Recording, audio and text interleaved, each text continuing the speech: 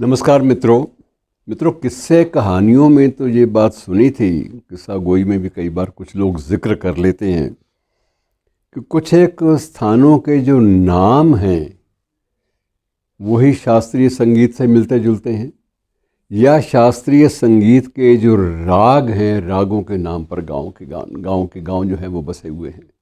कभी आपने, मेरा ख्याल में, मेरे जहाँ तक मुझे ध्यान आता है कि आपने कभी शायद ऐसा नहीं देखा होगा, लेकिन ये वस्तु स्थिति है कि रेवेन्यू रिकॉर्ड, राजस्व का जो रिकॉर्ड है हरियाणा का, उसमें आपको इस बात के प्रमाण मिल जाते हैं कि वहाँ बीसियों ऐसे गांव हैं जिनके नामकरण क्लासिकल शास्त्रीय रागों के नाम पर हुए हैं। लेकिन अभी तक हरियाणा को शास्त्रीय संगीत में या रागात्मकता की दुनिया में वह मान्यता नहीं मिली जो अन्य कुछ एक प्रदेशों को मिली है। कारण क्या है, मैं इस बारे में कुछ टिप्पणी करने की स्थिति में नहीं हूँ। हो सकता है कि कारण जो है सिर्फ एक तंत्र की उदासीनता हो, इंडिफरेंस जो है, सारा का सारा एटीट्यूड जो है, कई बार वो भी बाधा बन जाता है। लेकिन ये गर्व करने की बात है, इस पर कोई उदासीनता, कोई इंडिफरेंस होना ही नहीं चाहिए।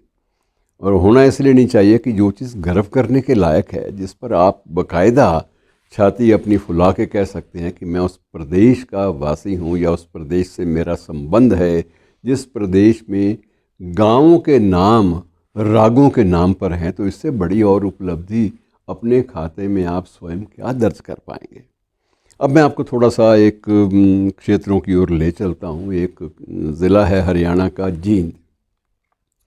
जींद को ये माना जाता है कि ये हरियाणा का केंद्र बिंदु है। यहाँ से कोई भी लहर जब उठती है तो वो लहर जो है वो पूरे के पूरे प्रदेश को अपनी आगोश में, अपने आंचल में ले लेती है और पूरे प्रदेश में वो फैल जाती है।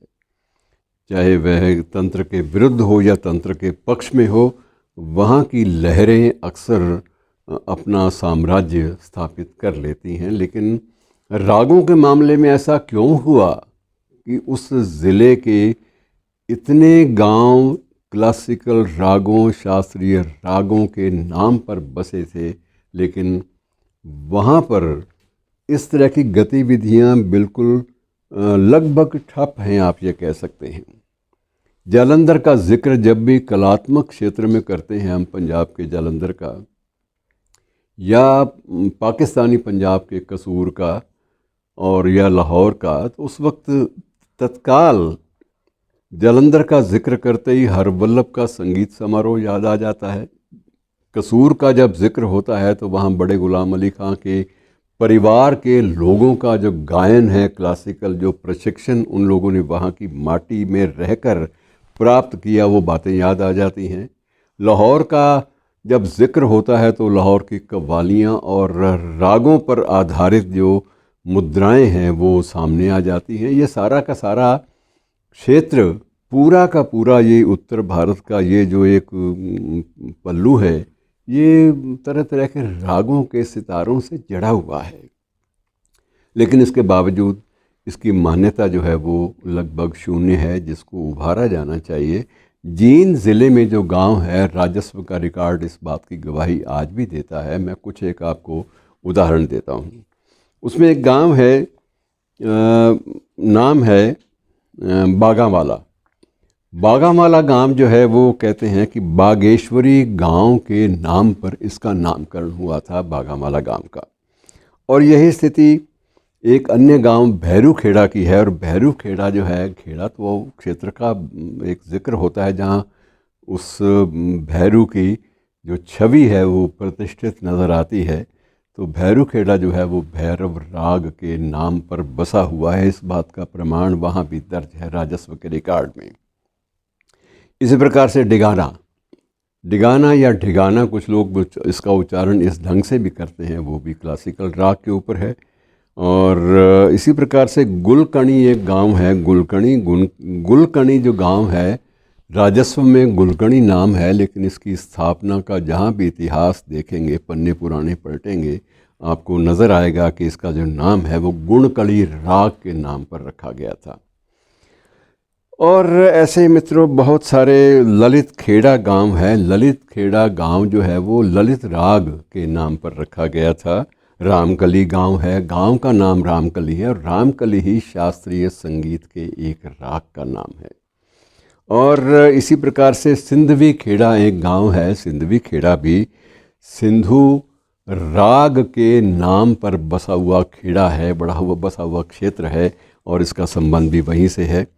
इसी प्रकार से जयजयवंती राग, आपने इस गांव का नाम नहीं सुना होगा, लेकिन जयजयवंती राग के बारे में तो आपको, अगर आपका रागों से कोई थोड़ा बहुत रिश्ता भी है तो आपको मालूम होगा कि राग जयजयवंती के उसी नाम से जयजयवंती गांव जो है वो बसा था। और इसी प्रकार से कलावती एक गांव का नाम है।